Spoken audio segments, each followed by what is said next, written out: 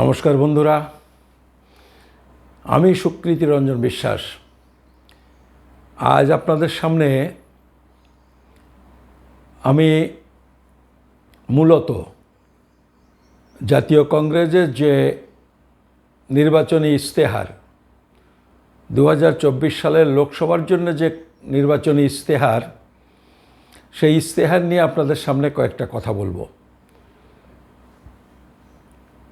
কথা প্রসঙ্গে হয়তো অন্যান্য দলের ইশতেহারের প্রসঙ্গ আসবে, সেটা গৌণ বিষয় হিসেবে আসবে।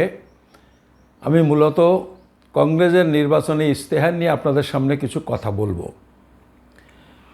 কংগ্রেসের নির্বাচনী ইশতেহার যদি আপনারা কেউ পড়েন তাহলে দেখবেন যে এবারের যে ইশতেহার, সেই ইশতেহার একটা যুগান্তকারী ইশতেহার। আমি এই যে শব্দ বললাম যুগান্তকারী, অনেকের মনে হতে পারে আমি কংগ্রেসের অযথা স্তুতি করছি, কিন্তু আপনারা জানেন আমি জাতীয় কংগ্রেসের সদস্য নই। আমি সিপিএম, তৃণমূল, বিজেপি কোনো দলের সদস্য নই, সমর্থকও নই, বরং আমি এইসব দলের সমালোচক। তবে একথাও ঠিক, আমি গত 5-7 বছর ধরে বিজেপির যে উত্থান এবং বিজেপির যে ক্রিয়াকাণ্ড, লক্ষ্য, উদ্দেশ্য, পরিকল্পনা, এগুলো দেখার পরে আমি এই গত 5-7 বছর ধরেই বলছি যে দেশের মানুষের এখন একটা রক্ষণাত্মক অবস্থার মধ্যে দেশের মানুষ আছেন। সেটা হলো নতুন কিছু পাওয়ার জন্যে ঝাঁপানো নয়, যেটুকু আছে সেইটুকু রক্ষা করাটাই মূল কর্তব্য হয়ে দাঁড়িয়েছে। কারণ যতটুকু আমাদের অ্যাচিভমেন্ট স্বাধীনতার পর থেকে, বিজেপি সেটুকু শেষ করে দেওয়ার জন্যে নানান রকম পরিকল্পনা করেছে। ফলে সেদিক দিয়ে বললে আপনি বলতে পারেন যে আমি কয়েক বছর ধরে বিজেপির মোকাবেলা করার জন্যে, কংগ্রেসের পক্ষে দাঁড়াবার জন্যে কিছু কথাবার্তা আমি বলছি, কিছু লেখালেখিও করেছি। আজকে অবশ্য গত 6 মাস 1 বছরে অনেকেই একথা বলছেন, ইন্ডিয়া জোট তৈরি হয়েছে, কিন্তু আমি 5-7 বছর ধরে এই কাজটা করে চলেছি। আমার যারা একটু কাছাকাছি থাকেন, বন্ধুবান্ধব, ঘনিষ্ঠ লোকজন, তারা এটা জানেন। কেউ তাতে আমাকে সমর্থন করেছেন, আবার কেউ কেউ আমাকে নিন্দামন্দও করেছেন। যারা নিন্দামন্দ করেছেন তারা ঠিক এই মুহূর্তে আবার কোনো না কোনোভাবে ইন্ডিয়া জোটের পাশেই আছেন। এখন তারা মনে করছেন যে আসলে বিজেপিকেই রুখে দেওয়া, ভারতের সংবিধানকে রক্ষা করা, গণতান্ত্রিক ধর্মনিরপেক্ষ ব্যবস্থাটাকেই রক্ষা করা আজকে প্রধান বিষয়। কংগ্রেসের নির্বাচনী ইশতেহারটা সত্যি অত্যন্ত ভালো। এখন এই নির্বাচনী ইশতেহার ভালো মানে তার সবটা কার্যকরী হবে এরকম আশা আমিও করি না, দেশের মানুষও করে না। কিন্তু এইটা একেবারে বিজেপির যে ধাপ্পা, ওই 15 লাখ টাকা অ্যাকাউন্টে জমা করা, 2 কোটি করে বছরে চাকরি, নোটবন্দি করে কালো টাকা উদ্ধার, সন্ত্রাসবাদ বন্ধ করা, এই যে সব ভাওতা, যেটাকে মোদির গ্যারান্টি বলছে, আসলে তো এসব যে ভাওতা সেটা মানুষকে বলে বোঝাবার দরকার হয় না। মানুষ তাদের জীবনের অভিজ্ঞতায়, এই 5-7 বছরের অভিজ্ঞতায় এটা বুঝে গেছেন। আমি কংগ্রেসের নির্বাচনী ইশতেহারটা ভালো করে পড়েছি। পড়ার পরে আমি কংগ্রেসেরটাও পড়েছি, সিপিএমেরটাও পড়েছি, বিজেপিরটা পুরো পড়িনি। বিজেপিরটা পুরো পড়া আমার পক্ষে বোধহয় সম্ভব নয়।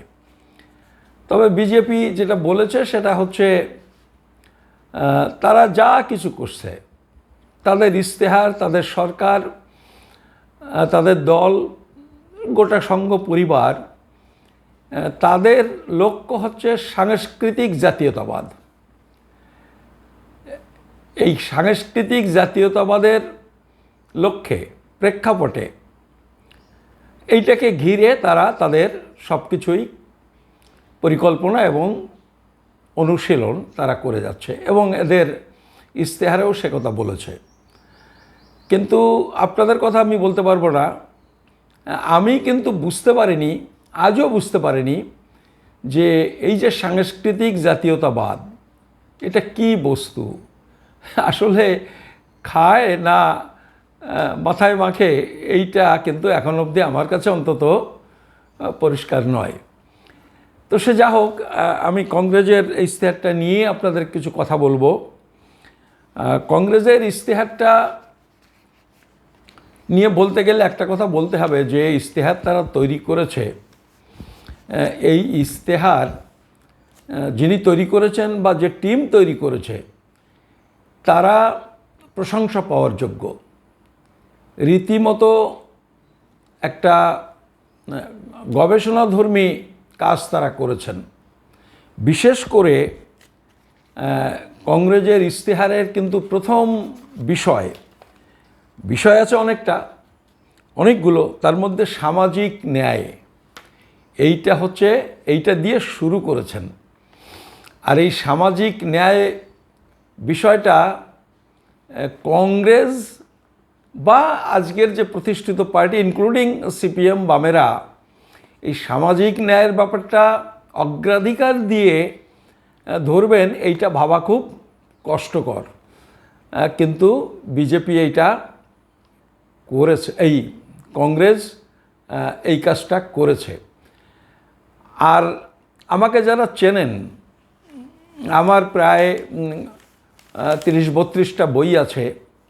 আমি 30-35 বছর ধরে দলিত আন্দোলন করি, দলিত মুসলিমদের ঐক্যবদ্ধ করে একটা সামাজিক আন্দোলন তৈরি করার, রাজনৈতিক আন্দোলন তৈরি করার চেষ্টা করি, এবং এই লক্ষ্যে আমি 30-32টা বই আমি লিখেছি। এবং বই মানে এটা তো গল্পের বই নয়, অসংখ্য প্রবন্ধ আমি লিখেছি, এবং সবটাই এই সব বিষয়ের উপরে, যাতে এই সামাজিক ন্যায়ের বিষয়টা নিয়েই চর্চা হয়েছে। এবং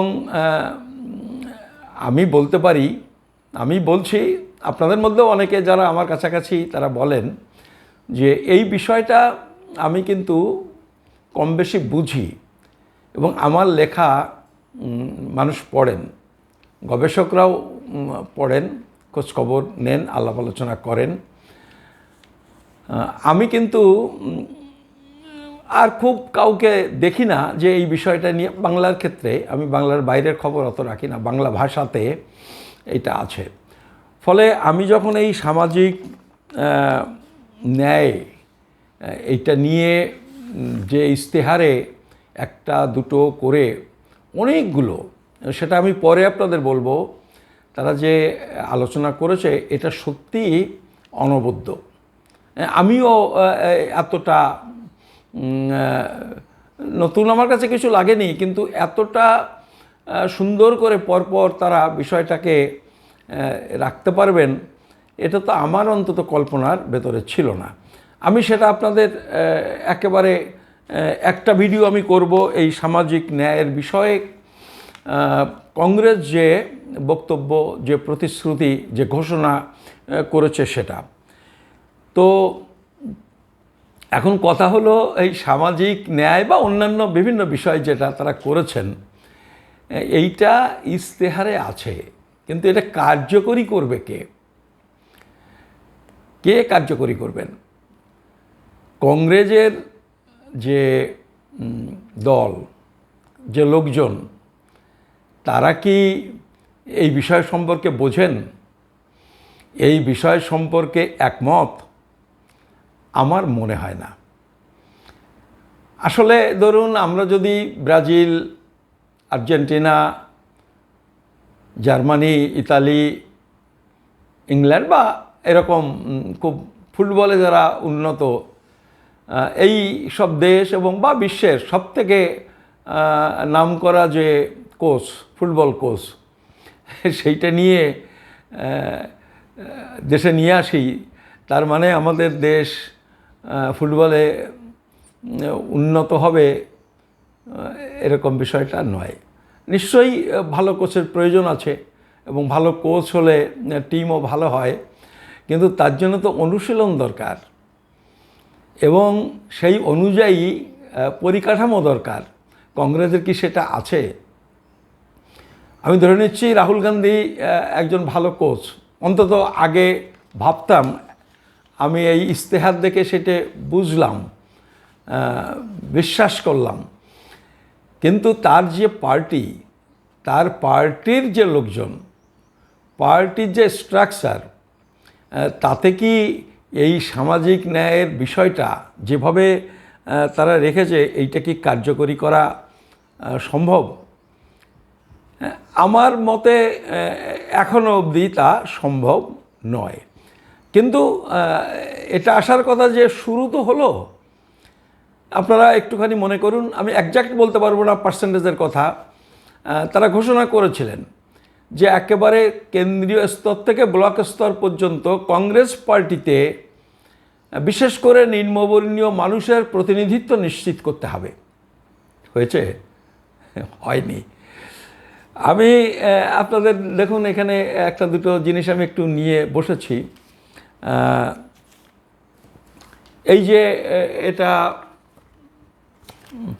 কংগ্রেসের নির্বাচনী ইশতেহার, এই দেখুন আপনারা,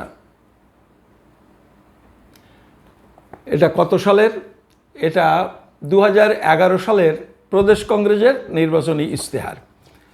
এই প্রদেশ কংগ্রেসের নির্বাচনী ইশতেহারে এইখানে লেখা আছে 25 পাতায় যে সাচার কমিটি রিপোর্টের সুপারিশ মতো ব্যবস্থা গ্রহণের জন্য কংগ্রেস সর্বাত্মক প্রচেষ্টা নেবে। এইটা স্টেটে আছে, এটা কেন্দ্রে আছে এবং প্রথম যে ইউপিএ গভর্নমেন্ট তার কমন মিনিমাম প্রোগ্রামেও এই কথাটা আছে। কংগ্রেসই সাচার কমিটি বসিয়েছিল। কিন্তু আপনি বলুন তো দেখি, আমি সারা দেশের কথা অত ভালো জানি না, বলতেও পারবো না, আপনাদেরও বলছি না। পশ্চিমবঙ্গের যারা স্টার ক্যাম্পেনার, অনেকগুলো নির্বাচন পার হয়ে গেছে তারপরে, এই 2011 সালের পরে, 2011 সাল থেকে আজ পর্যন্ত লোকসভা, বিধানসভা এবং তার নিচের যে নির্বাচনগুলো, তাতে কোনো দিন বক্তৃতা করে বলতে শুনেছেন যে কংগ্রেস নেতৃত্ব সাচার কমিটির সুপারিশ কার্যকরী করবে? আমার মনে হয় এইটা আপনারা শোনেননি। কেন শোনেননি? শোনেননি তার কারণ এইটাতে প্রদেশ কংগ্রেসের নেতা যারা, তাদের মধ্যে কজন একমত, তারা কজন চান যে সাচার কমিটির যে সুপারিশ সেটা কার্যকরী হোক? এইটা যদি না হয়, ওই যে এতদিন যেটা শুনতাম সর্ষের মধ্যে ভূত, রাহুল গান্ধী বুঝতে পারবেন যে এই সর্ষের মধ্যে ভূত বিষয়টা কি। যদি কোনো কারণে ক্ষমতা দখল করতে পারেন, এটা কার্যকরী করা যে কত কঠিন হবে সেটা রাহুল গান্ধী বুঝতে পারবেন যদি ইন্ডিয়া জোট ক্ষমতায় যায়। আপনারা জানেন, ওই যে এর আগে আমি লিখেছি, আমি কোনো ভিডিও করিনি, ভিডিও আমি করব, যে ইস্ট ইন্ডিয়া কোম্পানি যখন ইংরেজি শিক্ষার প্রচলন করলো 1813-14 সালে, তখন তো প্রথমে ব্রিটিশ এখানকার ব্রাহ্মণ এবং আর দুই একটা উচ্চবর্ণের মানুষকে ইংরেজি শিক্ষায় শিক্ষিত করবার উদ্যোগ গ্রহণ করেছিলেন। আনটাচেবলদের, মুসলমানদের ডিসিশনে নিয়েছিলেন যে তাদের ইংরেজি শিক্ষায় শিক্ষিত করা হবে না। 40 বছর পরে 1854-55 সালে যখন এটা কার্যকরী করার চেষ্টা করলেন, ইংরেজরা কার্যকরী করার চেষ্টা করলেন, কিন্তু তারা এটা করতে পারলেন না। পারলেন না কেন? ওই ততদিনে এখানকার বর্ণহিন্দু বাবুরা ইংরেজি কিছুটা শিখে ব্রিটিশ প্রশাসনের কবজাটা অনেকখানি নিজেদের কবজায় নিয়ে এসেছেন, তারা কার্যকরী করতে দেয়নি। রাহুল গান্ধীরও বা কংগ্রেসের এই যে ইস্তেহার এবং তার যে ঘোষণাটা তো কী করেছে সেটা আপনারা শুনবেন, কত চমৎকার ইস্তেহারে তারা লিখেছেন যা যা করতে চান। কিন্তু এই কংগ্রেস পার্টি হবে প্রধান প্রতিবন্ধক, এইটা আমার মনে হয়। কিন্তু তার মানে আমি এটাকে সদর্থক বলছি না তা নয়, এটা তো শুরু তো করতে হবে।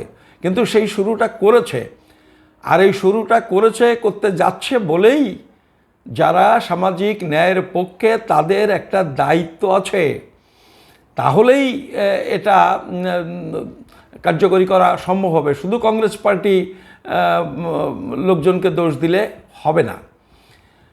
ফলে ওই দেখেন সেই কংগ্রেসের পার্টি স্ট্রাকচারও সেটা হয়নি। বিশেষ করে পশ্চিমবঙ্গের যে কংগ্রেস, যেটা বলা হয় যে পশ্চিমবঙ্গে জাতপাত আনটাচেবিলিটি কম, এখানকার কংগ্রেসটা দেখেও আমরা খানিকটা বুঝতে পারি। সিপিএম থেকেও বুঝি, আমি সিপিএম বা অন্যান্য দলের কথা বলছি না। আর তৃণমূল তো আপনারা জানেন, এখানে কায়েতরাও এখন কলকে পায় না। সিপিএম পার্টিতে কায়েত বমন মিলে পার্টিটা করতেন, কিন্তু তৃণমূল পার্টিতে শুধু ব্রাহ্মণরাই, কায়েতরাও এখানে ব্রাত্য। আর আপনি যারা আছি এ সমস্ত কথা বলে কোনো লাভ নেই। তো ফলে এই সব সমস্যা, এই সব আশঙ্কা, এগুলো মাথায় রেখেও আমি সবাইকে বলবো যে কংগ্রেসের যে ঘোষণা, এই ঘোষণার প্রতি আপনারা দৃষ্টি দিন। শুরু যখন হয়েছে, কংগ্রেস যখন এই পথে হাঁটবার জন্যে ঘোষণা করেছে, আংশিকভাবে হলেও তারা করবেন এবং ক্রমেই সেটা একটু একটু করে আগের দিকে, সামনের দিকে এগোবে। এটা আর কোনো পার্টি কিন্তু কখনো করেনি, এইটা আমি আপনাদের বলতে পারি। তো কংগ্রেস পার্টি তার ইশতেহারটা এরকম শুরু করেছে। আমি 2-4 লাইন এখানে একটু লিখেছি, এইটাই আপনাদের একটু পড়ে দিই, তাতে বোধহয় একটু সময় সাশ্রয় হবে। কংগ্রেস তার ঘোষণাতে, মানে ইশতেহারের সূচনাতে বলতে পারেন ভূমিকাতে বলছে 1947 সালে দেশ স্বাধীন হবার পর কংগ্রেসের অগ্রাধিকারের তালিকায় ছিল ভারতের কৃষিভিত্তিক অর্থনীতি থেকে দেশটাতে শিল্পায়নের ভিত গড়ে তোলা। শিল্পায়ন করার কথা বলেনি, শিল্পায়নের ভিত গড়ে তোলা। দুর্ভিক্ষ পীড়িত দেশটিকে খাদ্যে স্বয়ংভর করা এবং খাদ্য রপ্তানি করার মতো অবস্থায় পৌঁছানো। আর বিজ্ঞান ও কারিগরি উন্নয়নের ভিত স্থাপন, এক্ষেত্রেও ভিত বলেছেন। আর বিজ্ঞান ও কারিগরি উন্নয়নের ভিত স্থাপন এবং উচ্চশিক্ষা ও বিশ্বমানের গবেষণাধর্মী প্রতিষ্ঠান গড়ে তোলা। কংগ্রেস দাবি করেছে যে কংগ্রেস সেই কাজে অনেক দূর অগ্রসর হতে সক্ষম হয়েছে। কংগ্রেস 2019 সালের নির্বাচনী ইশতেহারে আশঙ্কা প্রকাশ করেছিল যে দেশে বেকারত্ব বাড়বে, কৃষকেরা আশাহত হবেন, বিজেপি সরকার নানাভাবে কৃষকদের অবদমন করার চেষ্টা করবে, ব্যবসায়ীরা, বিশেষ করে ছোট এবং মাঝারি মাপের ব্যবসায়ীরা মার খাবেন, দেশের মধ্যে নারী সমাজের উপর নির্যাতন বৃদ্ধি পাবে, নিম্নবর্গের মানুষেরা বেশি হারে বঞ্চনার শিকার হবেন, দেশের নানা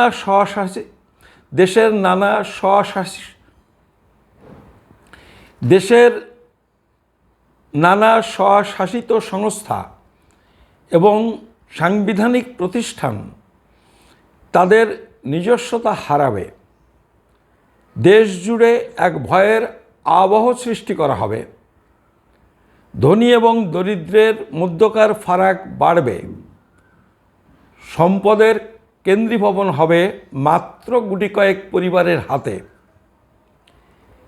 এসব আশঙ্কা তৈরি হয়েছে বিজেপির নীতি, কৌশল ও কাজের ধারা লক্ষ্য করে, এবং বাস্তবত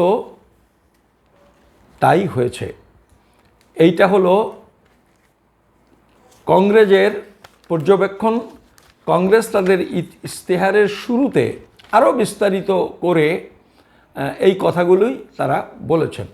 আমি কিন্তু ঠিক যা লিখেছেন আরও অনেক বড় লিখেছেন ওরা, আমি সংক্ষেপে কয়েকটা কথা আপনাদের বললাম।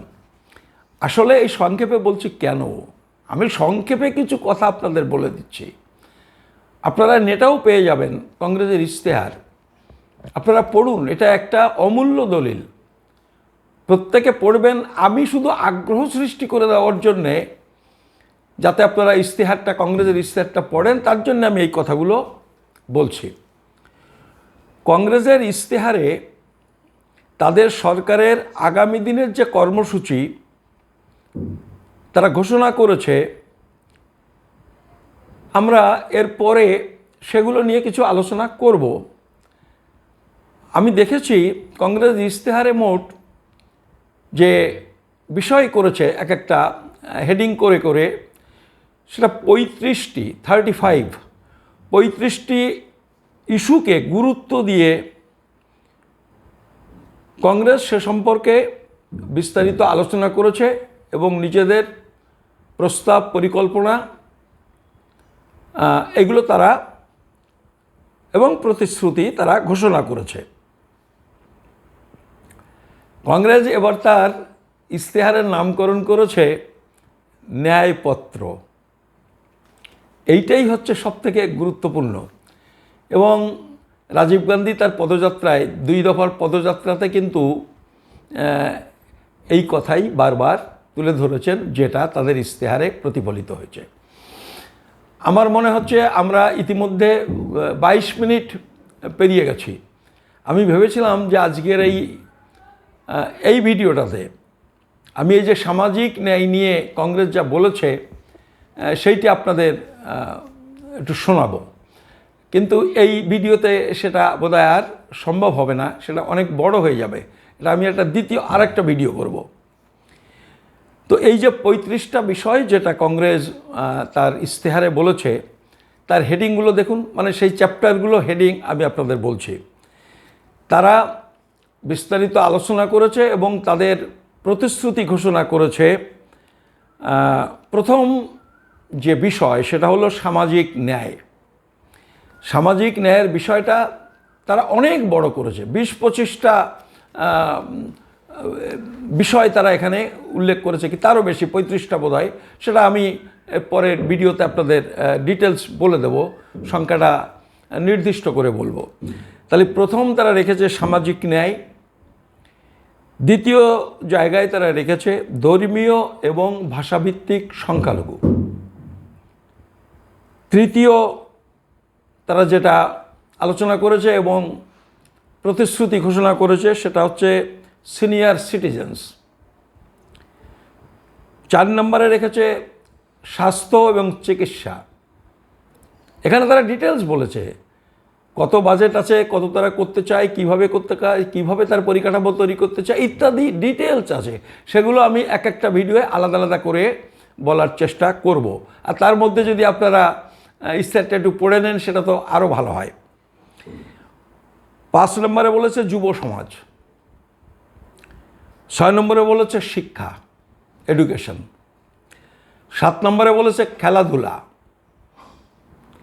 8 নম্বরে বলেছে নারী সমাজ, 9 নম্বরে বলেছে কৃষক এবং কৃষি ব্যবস্থা, 10 নম্বরে বলেছে জলজীবী সম্প্রদায় বা মৎস্যজীবী, 11 নম্বরে বলেছে শ্রমিক, লেবার, 12 নম্বর যে বিষয় সেটা তারা বলেছে সংবিধান রক্ষা, 13 নম্বরে বলেছে খত পুনর্নির্মাণ।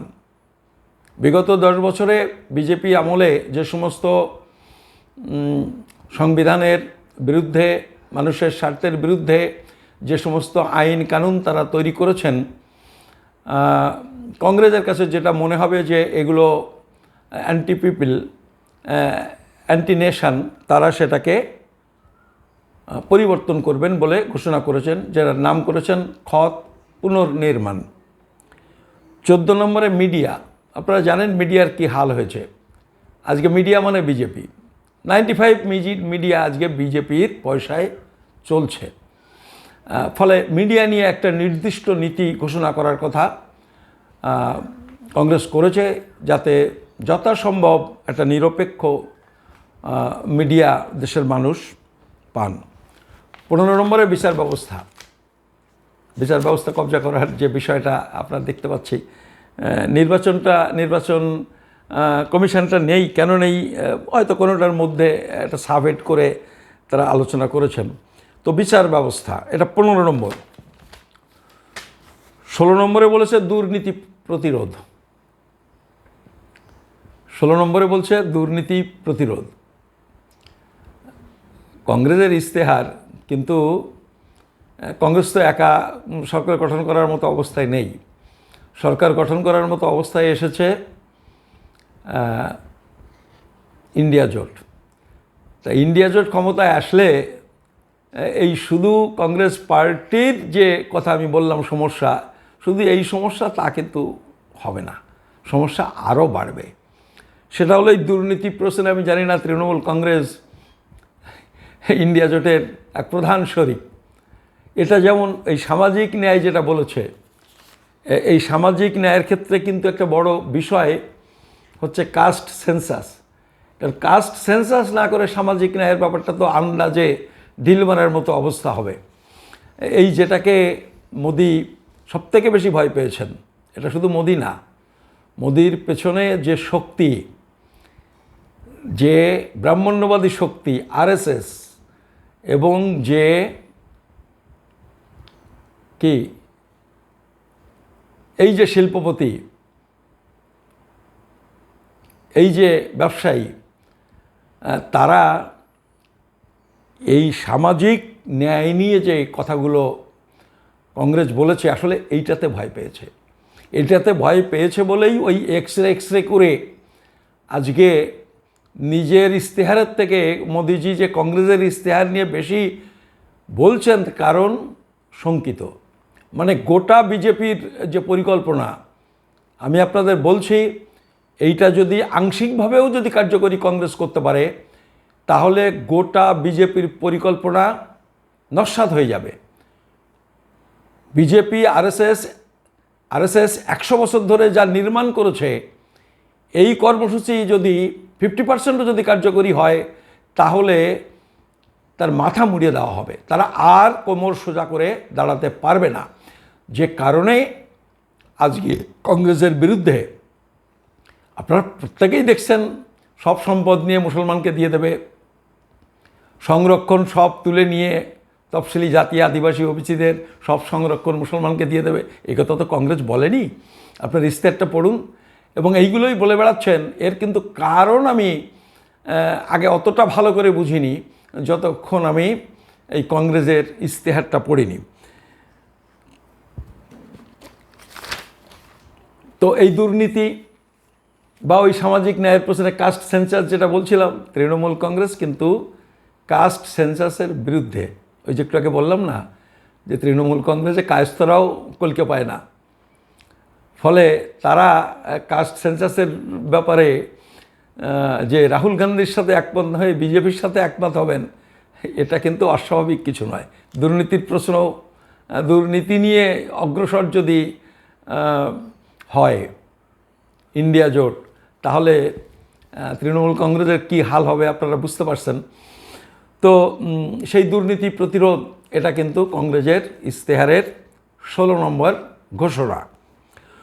17 নম্বরে বলছে আর্ট, কালচার এবং হেরিটেজ, এটা সম্পর্কে বলেছে কংগ্রেসের পরিকল্পনা।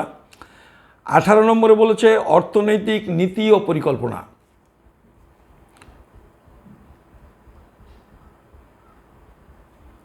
আমি আসলে আমার কাছে প্রিন্ট কপি নেই, না হলে এই অর্থনৈতিক নীতি পরিকল্পনা নিয়ে ঠিক কী বলেছে সেটা আপনাকে বলতে পারছি না। তারা বলেছে যেটা, যে একটা নতুন করে মানে অতীতের সব পর্যালোচনা করে ঝেড়ে ফেলে একটা নতুনভাবে একটা অর্থনৈতিক নীতি ও পরিকল্পনা কংগ্রেস ভাবছে। এইটা আমি বলবো এরপরে যখন একটা একটা করে আলোচনা করব, সেখানে আলোচনা আসবে। এটা 18 নম্বর গেল। 19 নম্বরে বলছে, না না এইখানেই আছে, ঠিক 19 নম্বরে সেই কথাটাই বলেছে, টাইম ফর এ রিসেট। আমি এর বাংলাটা করিনি, ইংরেজিটাই বলে দিলাম, টাইম ফর এ রিসেট, পুনর্নির্মাণ। কি বলছে? নবসংকল্প অর্থনৈতিক নীতি। তারা যেটা বলেছে সেটা হচ্ছে নবসংকল্প অর্থনৈতিক নীতি। কংগ্রেসের অতীত নিয়ে আলোচনা করে কংগ্রেসকে আক্রমণ করলে হবে না। কংগ্রেস যেটা তাদের এই ঘোষণাপত্র, সেটা সম্পূর্ণ নতুন, বলতে পারেন পুনর্জন্ম। এবং অর্থনৈতিক নীতির প্রশ্ন বলেছে নবসংকল্প অর্থনৈতিক নীতি। খেয়াল করবেন কথাগুলো। এইটা 19 নম্বরে বলেছে। 20 নম্বরে বলেছে কর্মসৃষ্টি, মানে এমপ্লয়মেন্ট জেনারেশন, কর্মসৃষ্টি। শুধু চাকরি না, বিভিন্ন ক্ষেত্রে মানুষ, সব শ্রেণীর মানুষ, সব রকম শিক্ষাপ্রাপ্ত মানুষ, বেশি শিক্ষিত, মধ্যম শিক্ষিত, কম শিক্ষিত বা নিরক্ষর, সবার জন্যে কর্মসৃষ্টির উদ্যোগ। 21 নম্বরে বলছে সম্পদ সৃষ্টি ও তার বন্টন। এই যে বন্টনের যে ব্যাপারটা, অর্থনৈতিক উন্নয়ন হচ্ছে, মানুষের, সাধারণ মানুষের ক্রয় ক্ষমতা কমছে, অবস্থা খারাপ হচ্ছে, মাত্র কটা মানুষের হাতে সমস্ত সম্পদ কেন্দ্রীভূত হয়ে যাচ্ছে। এই যে বিষয়টা, এইটা আশঙ্কা 2019 সালের ম্যানিফেস্টোতে কংগ্রেস বলছে, এবং ছিল, আমি পড়েছি সেটা, যে এই কেন্দ্রীভবন সম্পর্কে তারা আশঙ্কা প্রকাশ করেছিল এবং সেটা হয়েছে। বিভিন্ন পরিসংখ্যানে সেটা এসেছে, এবং আমি যখন কংগ্রেসের ইশতেহারে তার পরিসংখ্যান তারা উল্লেখ করেছেন। তাহলে সম্পদ সৃষ্টি ও তার বন্টন, শুধু সম্পদ সৃষ্টি করলেই হবে না, বন্টনটা একটা অত্যন্ত গুরুত্বপূর্ণ বিষয় সাধারণ মানুষের জন্যে। 22 নম্বরে কল্যাণ প্রকল্প, ওয়েলফেয়ার। 23 নম্বরে বেকার সমস্যার মোকাবিলা। আপনারা বিভিন্ন মিডিয়াতে দেখতে পাচ্ছেন যে স্বাধীনতার পরে সবথেকে বেশি বেকার এখন ভারতবর্ষে। 24-এ কর এবং কর প্রথার সংস্কার। 25-এ শিল্প এবং শিল্প নীতি। 26-এ পরিকাঠামো, ইনফ্রাস্ট্রাকচার। এই পরিকাঠামো ছাড়া শুধু ঘোষণা করলে হবে না, মানে এটাকে কার্যকরী করার জন্যে পরিকাঠামো প্রয়োজন সব ক্ষেত্রে। 27 নম্বরে রাষ্ট্রাল ফেডারেল স্ট্রাকচার, কেন্দ্র রাজ্য সম্পর্ক, এই যেটা নিয়ে এখন মমতা ব্যানার্জি প্রায় চিৎকার চেঁচামেচি করেন, এবং অন্যান্য সব রাজ্য সরকারই আজকে সমস্যার মধ্যে পড়েছেন। গ্রাম এবং শহর উন্নয়ন। 29 নম্বরে উত্তর পূর্ব ভারত পরিকল্পনা। আজকে মণিপুর দেখতে পাচ্ছেন, গোটাটাই আজকে অশান্ত। 30 নম্বরে জাতীয় নিরাপত্তা। 31 নম্বরে আন্তর্দেশীয় নিরাপত্তা, মানে ইন্টারনাল সিকিউরিটি, যেটা দেশের মধ্যকার। 32 নম্বরে বিদেশ নীতি সংক্রান্ত নীতি বা বৈদেশিক নীতি। 33 নম্বরে পরিবেশ, জলবায়ু পরিবর্তন এবং তার মোকাবেলা। এইটা তো আমরা খুব বুঝতে পারছি, কলকাতার লোক, পশ্চিমবঙ্গের লোক, যে আজকে কি অবস্থা। এবারের গরমে অন্তত আমরা এটা বুঝতে পারছি, এবং এই অবস্থা যদি চলতে থাকে তাহলে এটা যে একটা ডিজাস্টার হয়ে যাবে, এটা আমরা বুঝতে পারছি, এবং এটা অত্যন্ত গুরুত্বপূর্ণ বিষয়। ব্যাঙ্গালোরে বলছে জল নেই। এই যে সব অবস্থা সৃষ্টি হয়েছে। 34 নম্বর জল সম্পদের ব্যবহার এবং স্বাস্থ্য ব্যবস্থা। জল সম্পদের ব্যবহার এবং স্বাস্থ্য ব্যবস্থা, আসলে বোধহয় অনুবাদটা ঠিক হলো স্যানিটেশন, জল সম্পদের ব্যবহার এবং স্যানিটেশন। 35 নম্বর হচ্ছে শেষ, যেটাতে বলেছে দেশের জনগণের প্রতি কংগ্রেসের আবেদন। এইসব কথা বলার পরে 35 নম্বরে তারা দেশের জনগণের প্রতি একটা আবেদন রেখেছেন। আমি স্বীকার করে নিচ্ছি যে এতটা উচ্ছ্বসিত প্রশংসা করার জন্য অনেকেই আমাকে সমালোচনা করবেন, আমি জানি। তা সত্ত্বেও আমি এটা করলাম কারণ আমি সত্যিই উচ্ছ্বসিত। কিন্তু সেই সাথে আমি এটা জানি যে এই ঘোষণাটাই শেষ কথা নয়। দেখেন, আমি আগেও বলেছি, আমি তো এই উদ্বাস্তু ব্যাপারটাই করি এত বছর ধরে, প্রায় 20 বছর ধরে, আর প্রায় কিছুই করিনি। মানে মূল সেন্ট্রাল যে এফোর্ট যেটা নিয়েছি সেটা হচ্ছে এইটা। তবে সেইটা দিয়েই দুটো কথা আপনাকে বলি। এইটা দেখুন, একটা ইশতেহার দেখেছেন? এই ইশতেহারটা হলো বামফ্রন্টের ইশতেহার 2011 সালে, যে 2011 সালে তাদের পতন হলো। সেখানে তারা বলেছে, এটা হচ্ছে 14 পাতায় বলেছে, পশ্চিমবঙ্গের উদ্বাস্তু পুনর্বাসন এবং 71 সালের পর যারা বাংলাদেশ থেকে পশ্চিমবঙ্গ সহ দেশের অন্যান্য রাজ্যে চলে যেতে বাধ্য হয়েছেন, এদের সম্পর্কে কেন্দ্রকে যথাযথ ভূমিকা পালনের দাবিতে ব্যাপক জনমত সৃষ্টি করা হবে। কি বলল? 71 সালের পরে যারা বাংলাদেশ থেকে এসেছেন, 11 সালে বলছে 71 সালের পরে যারা বাংলাদেশ থেকে এসেছেন। আজকে কি বলছেন? 71 সালের আগে যারা এসেছেন তাদের কোনো সমস্যার সমাধান হয়েছে? করেছেন? চেষ্টা করেছেন? তারা ইশতেহারে এটা লিখেছেন? করেননি। আর 71 মানে কত বছর? 71 হলো আজকে থেকে 53 বছর আগের ঘটনা। এই 53 বছর ধরে যারা এসেছেন তাদের কি হবে? কোনো কথা নেই। অনেক কথা হয়েছিল সুজনবাবু সেলিম সাহেবের সাথে আমাদের, এবং আমি জানি যে সুজনবাবু সেলিম সাহেব তাদের অন্তর থেকে এটা বলেছেন, তারা এই ব্যাপারে আন্তরিক। কিন্তু আলটিমেটলি তাদের ইশতেহারে নির্বাচনটাই অগ্রাধিকার পেয়েছেন, উদ্বাস্তুদের স্বার্থ অগ্রাধিকার পায়নি।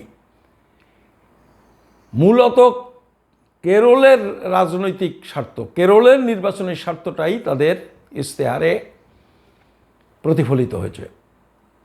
এটা দুর্ভাগ্যজনক, কিন্তু তার মধ্যেও আসার জায়গা হলো যে পশ্চিমবঙ্গের রাজ্য নেতৃত্ব যখন এটা বুঝেছেন, তখন আজ হোক আর কাল হোক, এবং আমাদের সাথে যখন একটা সম্পর্ক তৈরি হয়েছে, আমরা তাদের যত সমালোচনাই করি, আমরা তাদের পিছু ছাড়ব না। আমরা তাদের দিয়ে যে যুক্তিটা তারা বুঝেছেন, নিশ্চয়ই তারা এই প্রশ্নে এগোবেন, এবং আমরাও তার পেছনে লেগে থাকব তাদের এই পথে ঠেলে নিয়ে যাওয়ার জন্যে। আপনারা কালকে মোদি সাহেব এসেছিলেন। এটা শুধু বামফ্রন্ট এরকম করছে তা না, মোদি সাহেব কালকে এসেছিলেন। মোদি সাহেব এখন থেকে ঠিক 10 বছর আগে বারাসাতের কাছারি ময়দান, কালকেই বলেছেন কৃষ্ণনগরে, কালকে যদিও কৃষ্ণনগরের সবাই বলেননি, কৃষ্ণনগর কেন্দ্রের মধ্যে আরেকটা জায়গায় বলেছেন। কি বলেছিলেন? মতুয়া এবং উদ্বাস্তুদের নাগরিকত্ব দেবেন। তারপরে ঠাকুরনগর এসেছিলেন, প্রধানমন্ত্রী মোদি এসেছিলেন, অমিত শাহ এসেছিলেন, স্বরাষ্ট্রমন্ত্রী। কি বলেছিলেন? উদ্বাস্তু মতুয়াদের নাগরিকত্ব দেবেন। কালকে কি বলছেন জনসভাতে? গতকালের জনসভার কথা আমি বলছি। আমি এটা আনন্দবাজার পড়ে আপনাদের শোনাচ্ছি, আপনারাও পড়ে নিন। আনন্দবাজার, আজকের আনন্দবাজার। তিনি বলেছেন, কংগ্রেস ধর্মের আধারে দেশ ভাগ করেছিল, এখন মোদি সিএএ এনেছে, কিন্তু বাম, কংগ্রেস, তৃণমূল সিএএ খতম করার ঘোষণা করেছে। মোদির শেষ বাক্যটা সঠিক। কংগ্রেস, সিপিএম এবং তৃণমূল তিন দলই তাদের নির্বাচনী ইশতেহারে ঘোষণা করেছে তারা সিএএ বাতিল করবে। আমি জানি না শুধুমাত্র K-19 বাতিল করবে না K-2003ও বাতিল করবে কি না, তারা এই ব্যাপারে পরিষ্কার বলেনি। পরিষ্কার বলেনি বলেই এই যে 2011 সালের তাদের যে ঘোষণা তাদের ইশতেহারে, তাতে মনে হয় এরা ক্যাজুয়াল। ফলে এবারের ইশতেহারেও যেটা বলেছে তাতে বাতিল করার কথা বলা হচ্ছে। মোদি বলছেন K-19 এনেছেন, নাগরিকত্ব দেওয়ার কথা আর বলছেন না। কারণ সমস্ত উদ্বাস্তু, আমি আর ব্যাখ্যায় যাচ্ছি না, ব্যাখ্যা বহুকাল করেছি কেন নাগরিকত্ব হবে না। K-19 কেন নাগরিকত্ব হবে না সেটা বহুবার ব্যাখ্যা করেছি, আর ওই ব্যাখ্যায় যাচ্ছি না এই কারণে যে সমগ্র উদ্বাস্তু সমাজ, মতুয়ারাও বুঝে গেছেন যে K-19 নাগরিকত্ব হবে না। পশ্চিমবঙ্গের বিজেপি নেতারাও সে কথা বলেছেন যে এটাতে হবে না, আমরা ওইটাকে আরও সরলীকৃত করার কথা বলছি। এবং সেই সাথে পশ্চিমবঙ্গের উদ্বাস্তু এবং মতুয়ারা গণভোটে যেভাবে মতামত দেয় সেইভাবে জানিয়ে দিয়েছে, কেউ আবেদন করেনি। তার মানে কেউ মনে করছেন না এই সিএতে উদ্বাস্তুদের নাগরিকত্ব হবে। তা মোদি কি বলছেন? মোদি বলছেন তারা এনেছেন। এইটাই মোদি এনেছেন এবং এখানেই তিনি দাড়ি টেনে দিয়েছেন। দেখুন কালকের বক্তব্যে আর অতিরিক্ত একটা কথাও সে বলেনি।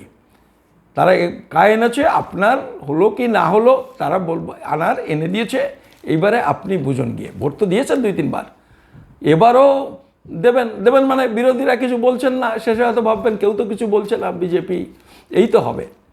কিন্তু যদি বিরোধীরা বলতো যে K-19 আমরা বাতিল করব, যদি একথাও বলতো যে যেটা বলেছে যে K-19 বাতিল করে আমরা নতুন আইন আনবো যাতে উদ্বাস্তুদের নাগরিকত্ব হয়, এই লাস্টের যদি একটা বাক্য যুক্ত করে দিত, K-19 বাতিল করব এবং আমরা একটা নতুন আনবো যাতে উদ্বাস্তুদের নাগরিকত্ব হয়, এই শেষ বাক্যটা যদি যুক্ত করত, তাহলে আমি আপনাদের বলছি বনগাঁ এবং রানাঘাটে বিজেপির জামানত জব্দ হতো।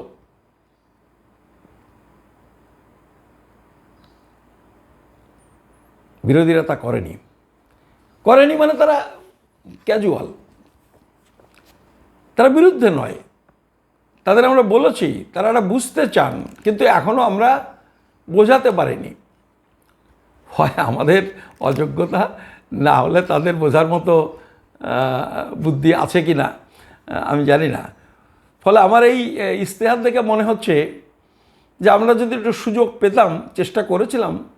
আপনারা জানেন যখন পদযাত্রায় রাহুল গান্ধী এসেছিলেন, আমি এখান থেকে, আমার মতো মানুষের এখান থেকে একটা গাড়ি ভাড়া করে 3-4 জন কর্মীকে নিয়ে একেবারে আসাম বর্ডারে, কুচবিহারের শেষ, আমি সেখানেও গেছিলাম। অধীরবাবু বলেছিলেন আমি চেষ্টা করব রাহুল গান্ধীর সাথে একটু দেখা করে দেওয়ার, তা আমি গেছিলাম সে পর্যন্ত। 2 দিন ছিলামও যদি হয়, কিন্তু তারপরে তো আপনারা জানেন প্রোগ্রাম চেঞ্জ করে উনি চলে গেলেন, আবার ফিরলেন। উনি যদি থাকতেন, কুচবিহারে থাকার কথা ছিল, 2 দিন থাকার কথা ছিল, তাহলে তো এটা সম্ভব হতো। তো যাই হোক, এটা হয়নি। কিন্তু আমার তার সঙ্গে দেখা করার, আমি কংগ্রেস সভাপতি পর্যন্ত দেখা করতে পেরেছিলাম, ওনার সাথে পারিনি। কিন্তু ইশতেহার দেখে মনে হচ্ছে যে তার সাথে আমাদের একটু দেখা করা দরকার, এবং এটা যদি করতে পারি, আমার ধারণা আমরা যেমন ভাবছি সেটা একটা জায়গাতে যাবে। আমি আরেকটা বই আপনাদের একটুখানি বের করেছি, এটা দেখুন। এটা হলো 2011 সালের পশ্চিমবঙ্গ প্রদেশ কংগ্রেসের নির্বাচনী ইশতেহার।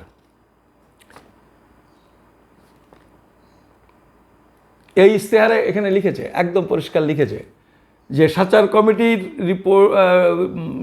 রিপোর্টের সুপারিশ মতো ব্যবস্থা গ্রহণের জন্য কংগ্রেস সর্বাত্মক প্রচেষ্টা চালাবে। একটু আগে বলেছি আপনাদের, এটা যেমন আছে তার সাথে আরও কথা আছে,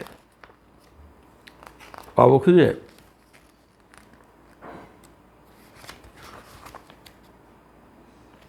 এই দেখুন, এরা এখানে বলছে, এটা হচ্ছে 27 পৃষ্ঠা, বলছে 2004 সালে সিটিজেনশিপ অ্যাক্ট এর প্রয়োজনীয় সংশোধনের দাবির মাধ্যমে 25শে মার্চ 1971 সালের পূর্বে আসা উদ্বাস্তুদের নাগরিকত্বের অধিকার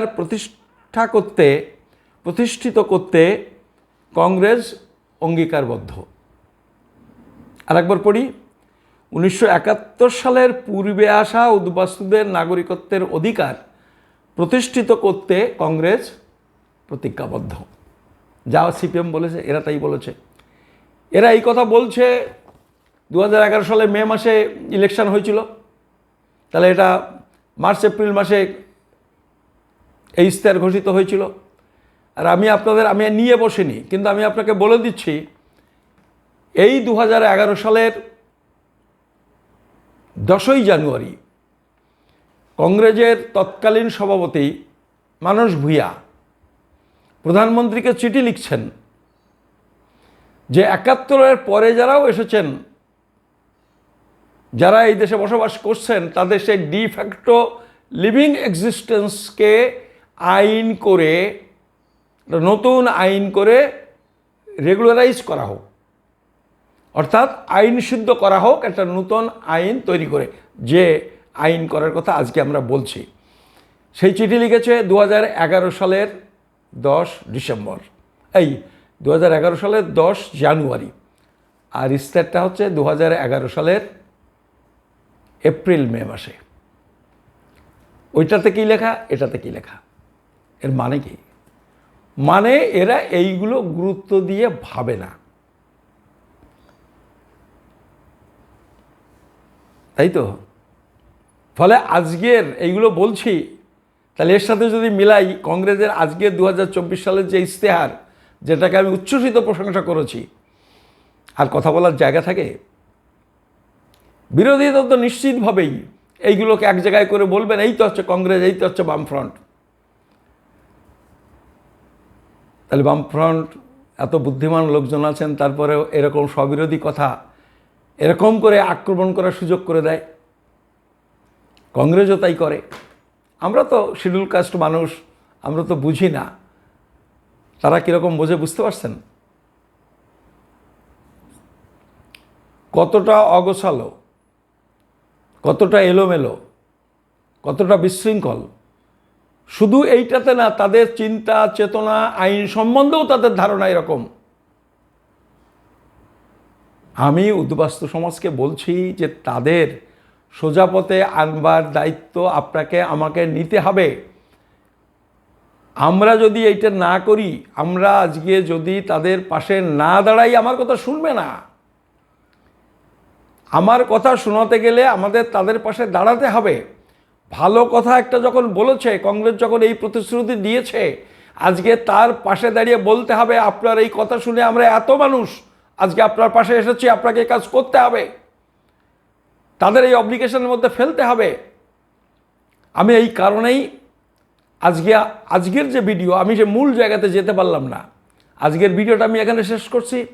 কালকে আমি আপনাদের একটা করে আমি প্রথমে আপনাদের কাছে কংগ্রেস কি বলেছে তাদের এই সামাজিক ন্যায় বিষয়, এটা সবথেকে গুরুত্বপূর্ণ, বিশেষ করে নিম্নবর্গীয় মানুষ এবং দুর্বল মানুষের জন্যে। আমি এইটা আপনাকে 1-2 করে যা লেখা আছে তাই আমি আপনাদের শোনাবো। ওরা ইংরেজিতে লিখেছে, আমি বাংলা করে আপনাদের অতটা ডিটেলস বলবো না, সেটাকে সংক্ষিপ্ত আকারে আপনাদের শোনাবো, আপনারা শুনবেন। আর যদি আপনাদের সত্যি আগ্রহ সৃষ্টি হয় বা এখনও হয়ে থাকে, আপনারা একটু ইন্টারনেট খুলে কংগ্রেসের ইশতেহারটার উপর দেখে নেন। একটা অসম্ভব ভালো দলিল, একটা গবেষণার ফল। এই কথাগুলো বলে আপনাদের নমস্কার, ধন্যবাদ জানিয়ে আমি আমার কথা শেষ করছি। একই সাথে আপনাদের কাছে আমার বিনীত নিবেদন, আপনারা যারা আমার ভিডিও দেখছেন আপনারা সবাই সাবস্ক্রাইব করছেন না। আপনারা ভিডিওটা আমাদের চ্যানেলটাতে সাবস্ক্রাইব করে দিন। আর যদি ভালো লাগে এবং মনে করেন যে এই কথাগুলি অন্য বহু মানুষের শোনা প্রয়োজন, তাহলে দয়া করে শেয়ার করে দিন। নমস্কার, ধন্যবাদ।